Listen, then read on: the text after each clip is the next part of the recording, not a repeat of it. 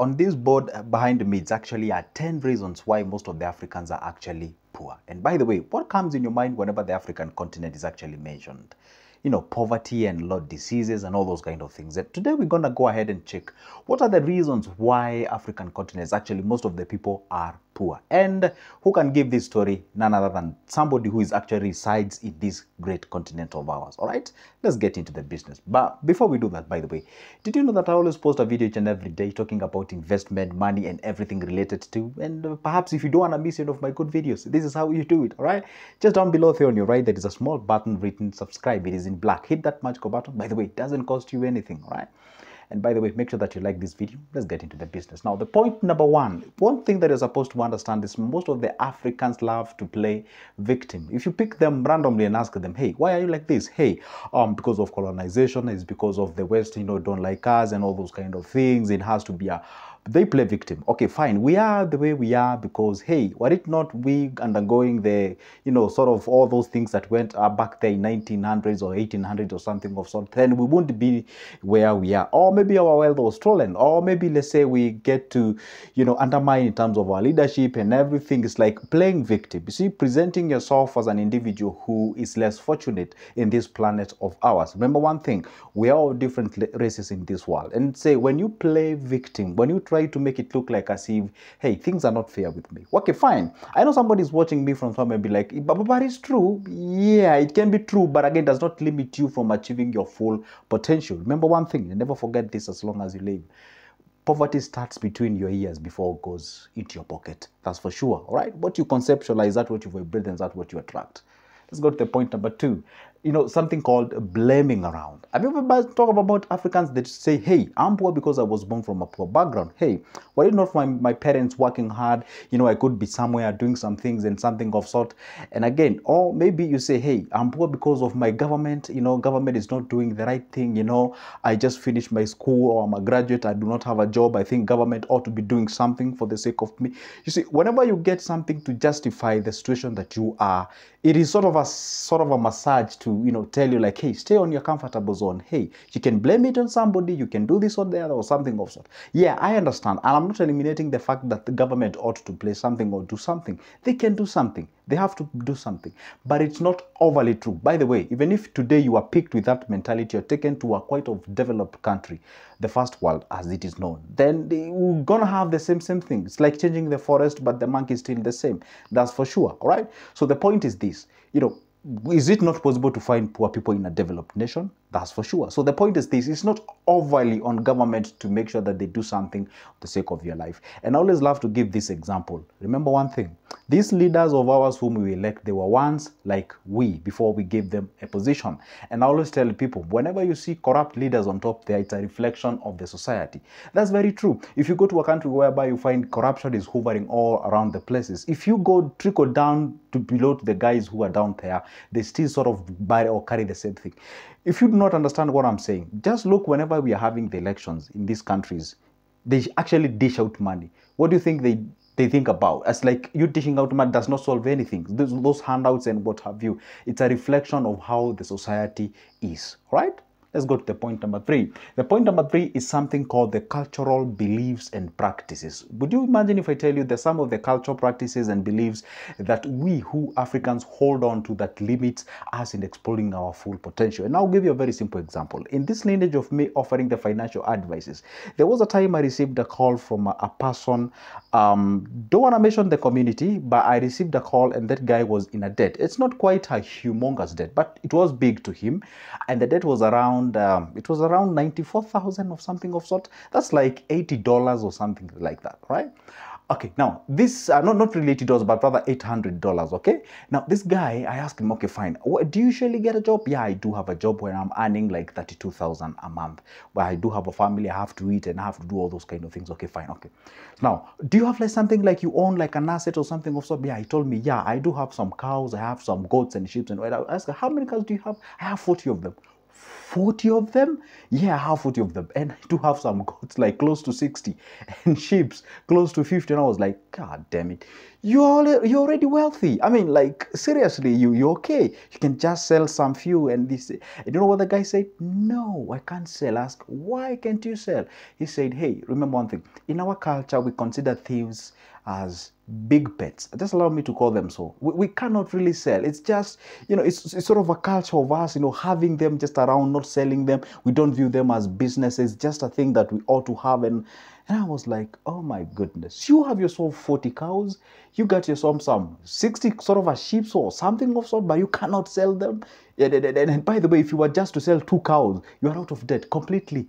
And you can sell another 2. You're in business. You're okay. Actually, with that number of animals, you don't even need to be paid 32,000 working for somebody. And I was like, what holds you back? Okay, even my parents cannot allow me to do. And I was like, oh man, I wouldn't love that kind of a culture. So overly, some of the cultures do hold people back in terms of their views, in terms of their investments, in terms of how they perceive money and all those kind of things. So some of the culture actually deter people in Africa from achieving their full potential, if that's how you view life. And by the way, do you know one thing? That type of a culture and perceiving animals in that perspective actually creates commotion, such like people raid for those animals. Then when you raid, they're gunshot all over the places. It means that peace is not prevailing, and when peace is not prevailing, who would love to invest in that place? So you see, the culture affects a lot of things. That's sort of a trickle down effect, or something called like sort of a ripple effect or something of sort, right? So that's a thing that I usually find it within the African countries and cultures that is actually deterring them from achieving their full potential. We go to the point number 4, is that importation of foreign solutions to our local problems. Can you imagine this? I always ask this question, and I would like you to help me answer this question. And I really hope you'll get this question. I always ask myself, when Americans and those wonderful countries in the West, they were discovering something like a tram, something like a streetcar, depends on how you call it. Something like, this, subway thing that goes in between the city, just underground the cities and all those guys. Where did they go to benchmark for them to come up with that technology? I choose to understand that it was about the necessity is the mother of invention. So we usually go there to benchmark on it and to bring that on board, and maybe that does not work for us. I'm not saying that we don't need trams and all those kind of things. We do need them, but the question is, does it mean now we switch on from being creative, we go borrow all that what they have, then we come and truncate it and just have it, and then that's it? That's the standard. Yeah, I mean, I don't understand. Can you imagine we come out of this place and we go benchmarking about how to offer good leadership? It's like we don't even know what is to be leaders or something. I mean, it just doesn't even make any sense, actually. You see, we borrow some of those foreign solutions, and we try to sort of truncate them in our lives and expect them to solve all our problems. One thing that you're supposed to understand is that Africa continent is actually diverse. They say we actually have over 2,000 languages that's spoken in Africa. So we are very diverse. By the way, we are not a country. We are a continent made up of like 54 countries or something of sort. So we do have we need different solutions to our different problems and challenges, because hey, if you go to South Sudan, they talk about peace. That's what they need. If you go to Congo, the same. If you come to Kenya, we're about development. If you go to other countries, you get what I'm saying? Like, we need different things for different reasons. That's what we do. Some countries need infrastructure than others. Others, they are doing okay with infrastructure. We need some sort of good leadership. Others need like to do away with corruption and all those kind of things. We need different things for us to actually progress and move to the next level. Because remember one thing, the family unit, that's what we call the nuclear family. It is what is compounded to make actually the entire nation and the continent at large. And we have different perceptions and all those kind of things. So when we just borrow anything, we copy and paste, it sometimes doesn't work, because some of the system that we need, I remember there was a time Kenya thought of, I don't know why it's important things to do with polymorphs, these things about the lie detectors and something of so. Even those people who want to import the lie detectors are liars themselves. So you see, maybe the polymorphs and those lie detectors are not working for us, but we need something different. You get what I'm saying? All right. So we got to the point number 5, is that absence or inadequate long-term plans. Africans, most of them do not have these kind of plans, from the individual level to the national level. From the individual level is that you find somebody maybe is earning somewhere, it's all about consumption and all those kind of things, no long term, no nothing, just out there. All right. And when they start a company, have you ever seen an Indian company? You've been told that this company has been there for the last 100 years. But when you come to Africa, somebody is good at real estate. When he dies or she dies, the kids pick it up and does different things. The company is gone. Like when you go to Jews, they have like a company goes for 200 years. Like You understand what, like, for example, you may find that some leaders are meeting in Davos or whatever the place are discussing about the next 40 years, about the climate change and what have you. We hardly participate. And if we do, if we just participate just to be perceived that we did. But, people are talking about having the, the space army. We are just, we are just okay. We are not feeling like anything is going out there. That's a problem, all right? Point number 6, consumer mindset. This is what we call the consumerism mindset. You see, in Africa, most of the people are brought up in a poor background. So there are most of the things that we used to miss.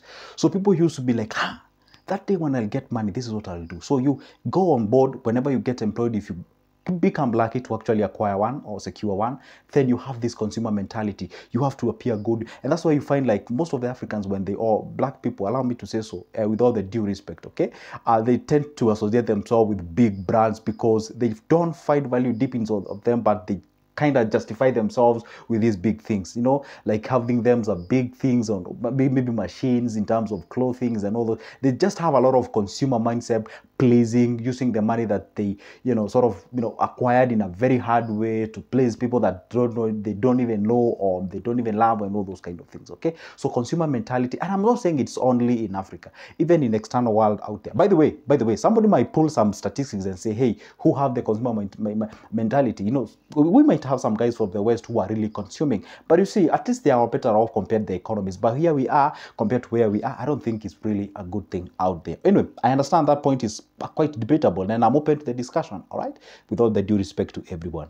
Now, the other point is that we have what we call money talk, and wealth is actually a taboo within our families. You hardly get people discussing these topics, and if they do, it is actually treated as, hey, you don't talk about that. You don't talk about that. We don't discuss about those things, okay? You just go out there, all right? Just do your thing. Go read, get your good grades, go to university, whatever, get your job, and what. Just don't talk about it, okay? Yeah. That's not our thing. So and that's actually what gets people into lots of problems.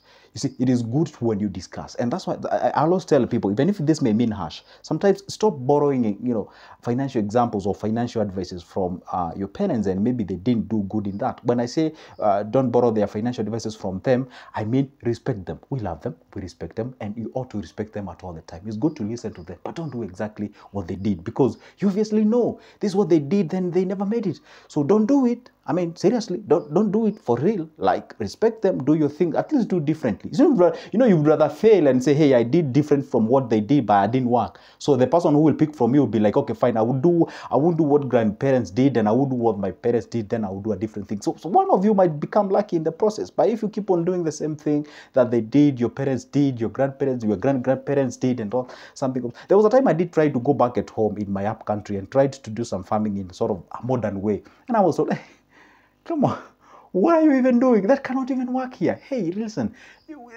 just cut it. That can't work. That can't work here. We've been farming in this farm for the last 55 years. You see, they scare you with this, long period of time that have been operating that place, and tells you how much it can't work. You get what I'm saying? Because nobody is actually ready to disturb their comfort zone. That's a problem. Number 8 is something called mispriorities. If you come to Africa, by the way, there are these things. The moment you become old, you're the topic of discussion in the society.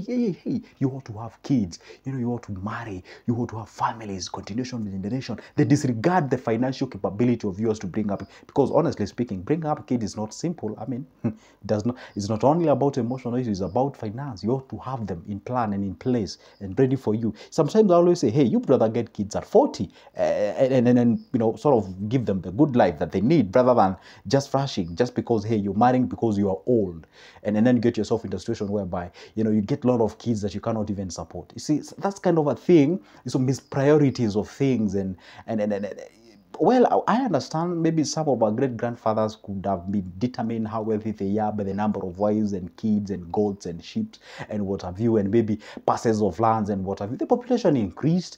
A lot of people, we are in towns, we are in cities, we got no lands. Our lands are internet. By the way, I'm saying in future some people will be leaving the inheritance in terms of my YouTube channel goes to.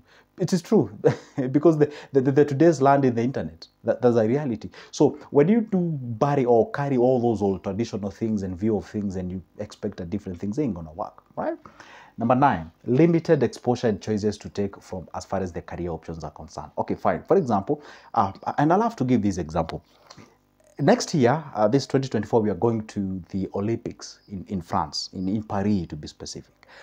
And just look the number of games that the Africans participate. It has to be marathon, I don't know, steeplechase. I think they eradicated that, you know. It has to be, I don't know, sprint or something, like 4, 5, 6 of them, right? But they have like tens and tens of those participation games that they can participate, but they are limited to. Why? Because they are not exposed. And if they are exposed, perhaps we don't have the appropriate trainers who can train us to, you know, those kind of games. For example, you can see, you know, a great country like China have like they have like some games. You even actually get to learn about those games when you're watching them. You're like, what? These games exist? What is a vault? But by the way, I've never seen, and I stand corrected, I've never seen African participating. When I say African, I mean like not like a African American. I'm saying like African participating in vault games. I've never seen that. I said me, I have never. You know, I didn't say it's not there. I said I've never. See, you know, some games like gymnastics. I don't know. I mean, I've never seen those. I just see them running. You know, I see them, you know, javelin. I see them, you know. I've never even seen them doing canoes and. I don't know. The last one, division and limited interaction. We got a lot of borders. We cannot even trade ourselves. By the way, I'm shocked if you learn this statistic that we do trade with our external countries, externally from Africa more than we do even trade between ourselves.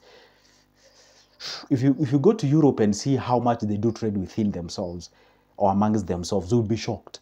So in Africa, we have not exploited that area. It's an area that we ought to look at it so that at least we can. And by the way, I'm glad, and I'm not supporting any government or something, but I'm glad from what our president, Kenyan president, said that anybody who is an African is actually he said like anyone who is a human being is allowed to come to Kenya visa free. So well, I think in Africa we're supposed to start with eradicating these boundaries and visas and what have you. You can just move from wherever you are and buy a piece of land, invest. Wherever you're gonna go lucky. I mean, let's have like those 54 countries, wherever you can go and get yourself lucky. So be it.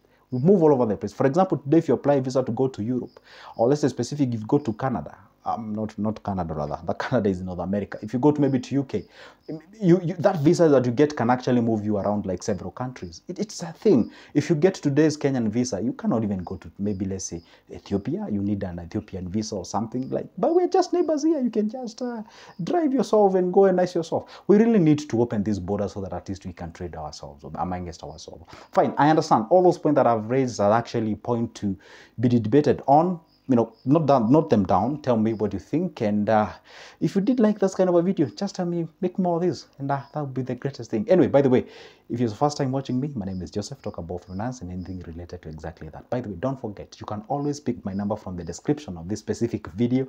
Let's talk about investment. Again, don't forget, I offer those services at a personal level. You can shoot me a call or an email. I offer those services step by step. For now, it's a goodbye and see you in the next one.